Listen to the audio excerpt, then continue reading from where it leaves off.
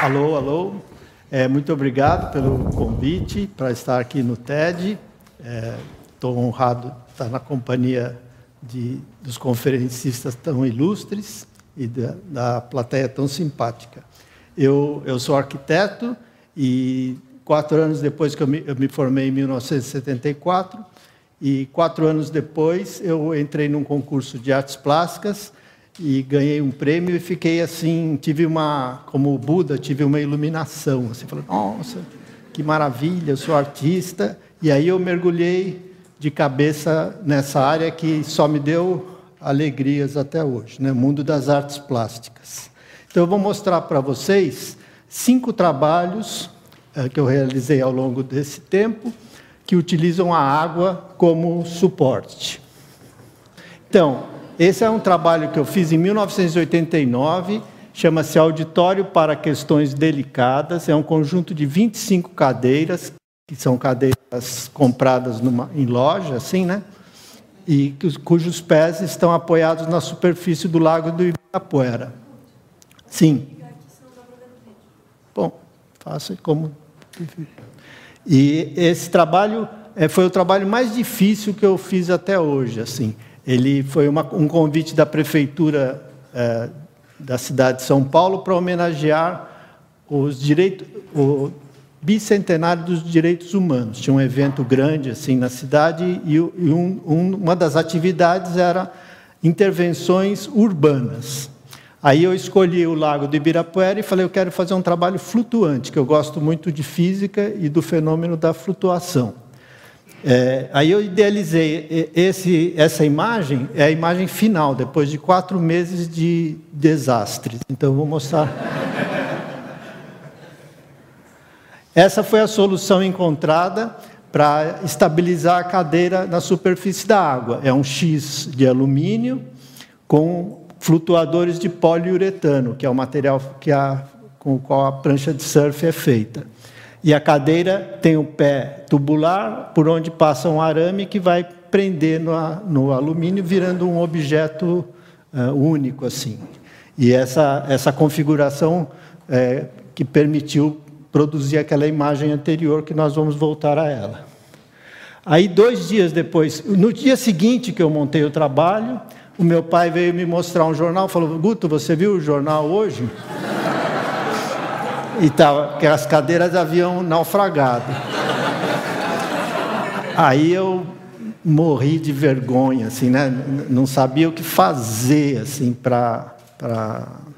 Aí a minha mãe, que era viva nessa época, falou, chama o Lucas. O Lucas era um primo meu de São José dos Campos, que estava se iniciando em artes plásticas, para ele te ajudar, porque a minha mãe viu que eu não ia conseguir resolver sozinho. Aí, o Lucas veio e eu falei, Lucas, tira tudo da água. Aí, era um evento público, né? Então, foi o lugar assim, que eu mais passei vergonha na minha vida, assim, porque as pessoas passavam, né, e viam a gente tirando o que sobrou, né, do auditório, assim. Vejam que ele está atravessando um X, esse X não é de alumínio, é de madeira, é um sarrafo 2 por 1 polegadas, e os flutuadores que eu tinha usado inicialmente eram de isopor. E tanto o isopor quanto a madeira, eles desestabilizam, né? Foi a primeira solução. O X estava correto, os materiais estavam errados. E aí eu fiquei assim, falando, e agora, o que eu faço, né? Aí eu tenho uns anjos da guarda, assim. Um deles foi o Eduardo Prado, que deu a ideia do alumínio. Falou, Guto, você precisa mudar para alumínio e o isopor ele encharca. Você tem que mudar para poliuretano. Eu falei, poliuretano, o quê? Eu não conhecia, né, o poliuretano. E então foi um aprendizado assim de materiais, né, corretos para... Aqui, já com a solução do X de alumínio e poliuretano, eu comecei a fazer experiências de... Um dia eu colocava uma cadeira, no outro dia 2, formas de associar para ver o comportamento. Porque era o primeiro trabalho ao ar livre que eu fazia, e eu percebi que ao ar livre tem a chuva, tem o lixo, tem o vento, que não é pouco aí no lago, né? O encosto da cadeira é uma vela, assim. Então, mesmo composições pequenas, no dia seguinte a gente ia ver, o vento tinha levado, a gente atirantava, ancorava, mas ele se deslocava para outros lados, né? Aqui, para vocês verem como o trabalho era visto durante a montagem, o work in progress, né, que a gente chama em inglês, assim, durante a construção dele. Então, nós montamos todas as cadeiras na margem, e o Lucas ia montando, eu ia passando para o Lucas uma a uma, ele ia afundando, via se voltava bem. Cada cadeira, por mais igual que fosse, ela tinha sutilezas assim, de peso, né? E muita gente via o trabalho em construção, e algumas pessoas perguntavam, muitas pessoas falavam assim, Guto, nem me conhecia, falava, o senhor sabe, né, que a curiosidade mata, o que é que vocês estão fazendo, né? Porque elas não entendiam assim do que uma cadeira naquela construção estava fazendo ali, né? Aí uns dias eu era paciente, falava, esse é um convite que eu recebi da prefeitura para fazer uma intervenção urbana e tal, tive essa ideia, é um enfeite, eu falei, é um enfeite. Aqui para vocês verem como a ilusão era perfeita, assim, de tempos em tempos nós recolhíamos o trabalho para limpar, porque as pessoas jogavam muito lixo no lago nos finais de semana e a composição era um filtro, assim, né? Então ficava toda com lixo em volta, assim. Então a gente trazia para a margem, aqui dá para ver como a estrutura sumia, né? E dava a ilusão perfeita que era desejada. Aqui, para vocês verem a engenharia que tinha por trás, né? Cada X depois era parafusado com uma cantoneira e virava uma grande balsa, assim, uma coisa bem estável, e que depois era ancorada em 4 margens com 4 paralelepípedos, assim. Então ela ficava estável, né? Numa determinada posição do lago do Ibirapuera. Aqui, novamente, a composição para vocês relembrarem do conjunto, né? E aqui meio uma visão aérea, assim. Esse trabalho eu recebi o convite, ele era uma intervenção urbana, um trabalho para ficar um tempo e depois ser retirado. Mas justo o tempo que ele era para ficar foi o tempo que eu demorei para fazer todas as peças, né? Porque fazer o X em alumínio era complicadíssimo, envolvia parafuso, corte, dobras. Encontrar um profissional que fizesse aquilo em curto espaço de tempo, depois as cantoneiras, bom, virou um monte de parafuso, de coisa, que eu consumi os 3 meses, e a prefeitura me perguntava, e aí, quando é que vai ficar? Eu falei, olha, eu já tenho a solução, agora precisa aguardar um pouco a construção, né? Aí eles foram pacientes comigo, e aí, nesse ano, por sorte, tinha uma Bienal, eu falei, posso deixar mais 2 meses? Aí eles deixaram, eu peguei uma carona, assim, na Bienal, né? Aqui tem um vídeo que mostra eu passando a cadeira para o Lucas. O Lucas coloca e... Esse vídeo está no meu site inteiro, então eu não vou passar aqui, é só para dar uma ideia, assim, né? Vejam quando o lago está liso, dá para ver a estrutura, mas quando o vento sopra, a onda cobre Esse é um trabalho bem recente, eu fiz o ano passado, para o Sesc Belenzinho, que inaugurou, e o arquiteto que idealizou o projeto desenhou um lago redondo na praça, né? E me indicou para fazer uma escultura. Então, é um site específico, uma escultura feita especialmente para esse lago. Eu dei o título de Ondas d'Água. Esse é o desenho inicial do trabalho, é um monjolo, que é uma máquina ancestral que tem em todas as culturas, e aqui no Brasil colonial ela era ainda é, né, nas fazendas, muito utilizado para moer grãos, né? É uma alavanca assim que se move com a água, né? Depois, quando ela cai no pilão e esmaga o grão. Então, é um monjolo assim, moderno, né? Redesenhado. Aqui mostra o monjolo, é feito de tubo de aço inox, a água entra pelo pé, tem o nível da água, a água entra pelo pé por uma bomba, se acumula num dos lados da onda e depois a onda se desloca e cai, produzindo movimento. Eu gosto muito de arte cinética, trabalhos que se movimentam, né? Então, aqui a composição são 4 monjolos orientados nos pontos cardeais, né? Esse aqui já é ele montado, ainda não tem a água, mas dá para ver a mangueira que alimenta os 4 monjolos, né? As 4 ondas, né? Aqui é o lago, que tem um banco em volta. Ficou bem bonito, assim, eu fiquei bem satisfeito com o resultado. Aqui é mostrando quando a água cai, né? E eles não são sincrônicos, cada um oscila de acordo com a sua vontade, né? Ele ficou meio misterioso, embora dê para ver a mangueira alimentando as ondas, as pessoas não entendem de onde vem a água, né? Tem um mistério, assim, né? Esse trabalho é um trabalho de mecânica de precisão. O Yasuyu, que é um japonês torneiro mecânico, que eu descobri que ele faz essas maravilhas, assim, né? Aqui é um trabalho que eu fiz o ano passado. Tem um evento em Brasília chamado Aberto Brasília Intervenções Urbanas. Aí, quando eles me convidaram, eu tinha essa memória do auditório que eu fiz no Lago do Ibirapuera. Eu falei, eu vou querer fazer um trabalho flutuante no Lago Paranoá. Mas não fazia ideia, achava que o Lago Paranoá era do tamanho do Lago do Ibirapuera. E aí eu desenhei o OFNI, que até lembro aqui da fala do Cândido, né? Tem um pouco a ver com o teu universo, assim, que eu gosto muito, que é a astronáutica, cosmos, né? Que é o objeto flutuante não identificado.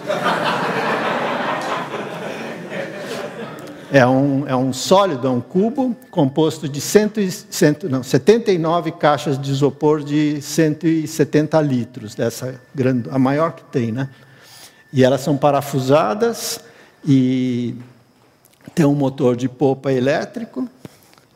Então, tem uma base flutuante, que é feita por essas caixas que foram compradas lá em Brasília mesmo. O motor eu levei aqui de São Paulo.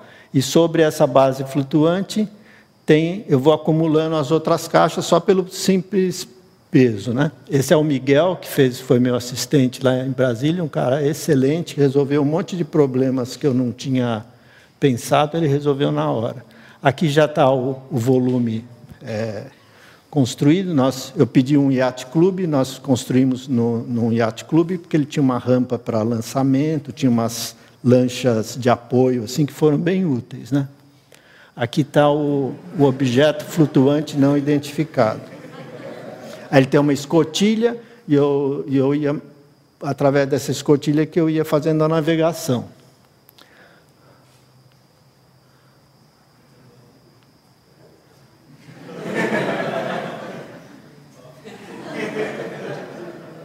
Essa é uma imagem que o Leonardo Crescente, que é um outro artista plástico, que é fotógrafo também, tirou, que eu acho maravilhosa, que é a relação da geometria, né, do cubo do objeto flutuante não identificado com a esplanada dos ministérios. Assim, às vezes a gente cria um objeto, ainda mais esses que têm uma vida curta, muito ansioso para que ele tenha uma imagem, que a gente possa guardar uma imagem dele, né? E essa, para mim, ficou sendo a minha figurinha favorita.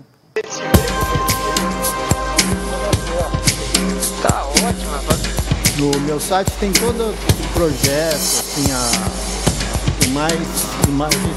nós éramos acompanhados por 2 lanchas, onde iam cinegrafistas e também o socorro, né, caso fosse necessário, mas não foi. Eu tinha plena confiança. As pessoas falam, nossa, você tem coragem? Eu falei, não, coragem não tem problema. Aqui o que aconteceu foi uma coisa interessante. Eu demorei 3 dias para montar. E durante esses 3 dias, o lago é gigantesco, é quase um oceano, assim, parecia a água de mar, assim, né, a água batia, assim. Eu falei, eu não vou conseguir pôr isso na água de jeito nenhum, vai desmontar inteiro, né? E fiquei Ao mesmo tempo eu falei, vou terminar, né? Porque não dá para parar, né? Mas eu falei, não vai dar certo, não vai dar certo. Aí um dos colegas que estava no aberto era o Ronald, um carioca muito bonachão, e ele falou para mim que ele era... Falou não, nas conversas, assim, na pizzaria, que ele manjava de candomblé. Eu falei, é o cara. Qual... Eu falei, qual que é o santo das águas, das águas, né? Aí uma menina falou, Iemanjá. Não, ele falou, Iemanjá das águas salgadas, da água doce é Oxum, acho. Acho que é Oxum, né? Esqueci. Aí ele falou, eu falei, olha, eu estou com esse problema, eu estou com um objeto flutuante não identificado pronto para pôr na água, mas estou achando que as águas estão muito revoltas, assim, que não vai dar certo. Ele falou, compra uma dúzia de rosas amarelas e leva para o chum. Eu falei, putz, eu não vou achar rosa amarela nenhuma. Eu só vou fazer uma saudação. Aí peguei assim, a água e fiz assim, pedindo uma bênção, assim, né? Eu que não sou devoto, nessas horas a gente apela, né? Esse aqui é um trabalho mais singelo, assim, mais fácil de fazer diante desse. É uma produção menor, mas eu acho igualmente simpático. É o Buenos Livros. É uma intervenção que a gente faz já há 4 anos na Praça Buenos Aires, em São Paulo. E lá tem um lago da década de 20, assim, maravilhoso. Aí, quando tinha a planta para escolher local, assim, eu falei, o lago é meu. Já reservei há 4 anos que eu ocupo o lago. É um laguinho muito bonitinho, vocês vão ver. Aí eu coloquei livros para flutuar, livros abertos, né, para flutuarem na superfície do lago. Aí eu também, embaixo de cada livro, eu fiz um retângulo de poliuretano, que eu ainda tinha uma sobra lá das cadeiras, né? Aí tem um fio de nylon e tem uma chumbada de pesca para o livro. Ele se desloca, mas não sai... assim, ele fica dando meio uma volta, assim, né? Ele não fica livre, né? Aí, eu achei que ficou um trabalho bem poético, assim. Ele ficava, inclusive, quando chovia, o livro ficava molhado, era bonito. Mas eu troquei, ele deu um pouco de trabalho, que chegava uma hora que o livro desmontava, a exposição ficou um mês, assim, mas eu descobri que livro é a coisa mais barata que tem. Você vai em sebo, que custava R$1, assim, um livrão bonito, assim, falei, puxa. Aí eu pegava livros com figuras, né? Achei umas figuras maravilhosas, inclusive de navio afundando, assim, né? Que tinha a ver com o tema. Ó, aqui, por exemplo, acho que não, tinha o Demoiselle do Santos Dumont num desses livros, então tinha umas imagens muito interessantes. Olha como é bonita a margem do lago, é toda orgânica. E tem uma ninfa soltando água, é uma beleza de lugar. Quando eu vi esse lago, eu falei, não acredito que em São Paulo tem um lago com água, porque tem todo seco, é uma tristeza.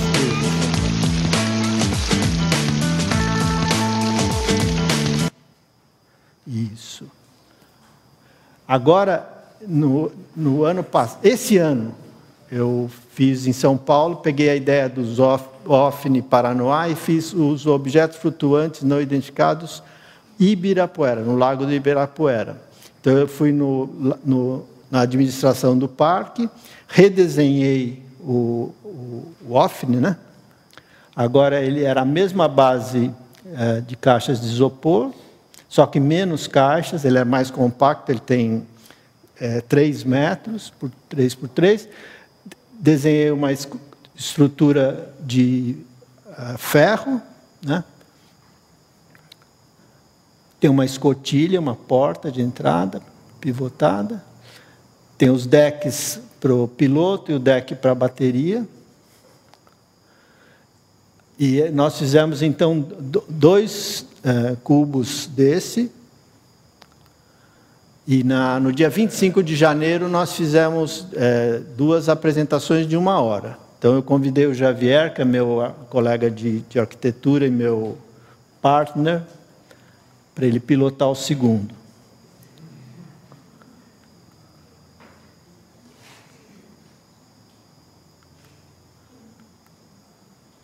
Essa era uma operação que eu queria fazer e foi dificílimo de fazer, porque a área vélica do cubo é muito grande e às vezes o motor não conseguia vencer a área vélica, né? Então, para a gente dar esse beijo, assim, que a gente chamou, foi...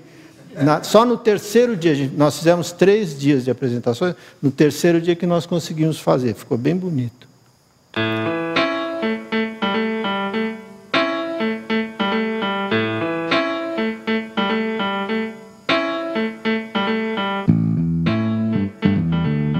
Esse é o interior do Ofne, um motor de polpa elétrico.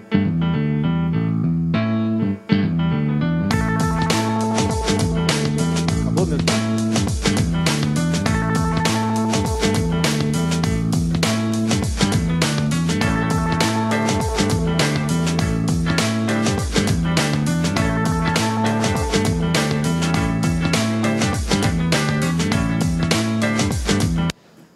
Foi? Acabou?